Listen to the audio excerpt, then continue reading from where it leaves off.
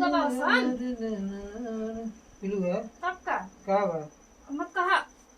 छोड़ा पक्का उत्का तो बासन पिलुआ कहाँ से रख लेना वो काजल सब सब तहार तोहरा तहार देन हो सब तोहरा गांव में से आइल तोरा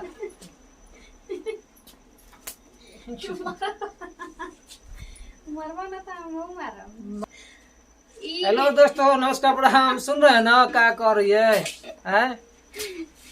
हम सुनना हैं? सब बोले कोई बोल दूर बात धक्का देते गिर जीवो ई बताओ हेता थे तो पिलुआ बासन नेबुआ के पतई पे जाके हमरा के दिखावा तड़न हाँ, तो ताकि हमरा पिलुआ से बड़ी डर लागेला धक्के दम तो नहीं धक्के गिर तो जीवो हम का करम से कुछ तो तुम्हारे मतलब पिलुआ घर में सब पगले बस निकल चलते आ पहुंच हम हमारा चलते ना देखा जाए ये इतना पागल बा न ये इतना जानलन कि पिलुआ से डराली न तो हमेशा एगो पिलुआ से फानलन ये हमर ओम पिलुआ पड़ा देले सब एरा कपार में सब ढील पड़ गई बस एकदम हमरा एगो नहीं खेप पड़ल हमार हमरो कपार पर हमर लड़की के सब दे पड़ा देले भी एकदम हां तार लकी हमरा के पड़ले बिया समझ में आई चुप रह चुप रह दिन भर ऐसे से करत रहो दिन भर खोजलाओ तो निकालत रहो हमको पसंद नहीं पड़ता सब बेकार कर है दे सब अपन मुंह देखा हैं? है देख ल मुंह है अब मेरे को तो बर्बाद दिया तो है ना